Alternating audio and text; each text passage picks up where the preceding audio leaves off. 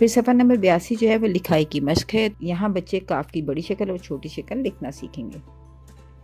پہلے ویڈیو دکھائیے تاکہ بچے ویڈیو کی مدد سے حرف کی بناوٹ کو جان سکیں. اس کے بعد انہیں کہیے کہ نقطۂ آغاز پر پنسل رکھیں اور تیر کے ساتھ ساتھ لکھیں یہ ہے کاف اور یہ کاف کی بڑی شکل ہے. اسی طرح چھوٹی شکل کے لیے نقطۂ آغاز پر پنسل رکھیں، تیر کے ساتھ ساتھ لکھیں اور یہ ہے کاف. اس کے بعد بچوں سے انڈیپینڈنٹ بڑا کاف اور چھوٹا کاف لکھوائیے. پھر بچوں کو بتائیے کہ نیچے الفاظ لکھے ہیں کریلا، کیلا، کتاب اور کبوتر. یہ ڈاٹڈ ہیں. بچوں سے کہیے کہ وہ ان پر پنسل پھیریں. تو بچے جب پنسل پھیریں گے تو وہ آواز بلند اس کو پڑھیں تاکہ سننا، بولنا اور پڑھنا تو ایک ہی وقت میں وہ تینوں کام کر رہے ہیں اور تینوں ان کی سکلز جو ہیں وہ بہتر ہو رہی ہوں. شکریہ. بچوں کو حرف کاف درست انداز سے لکھنا.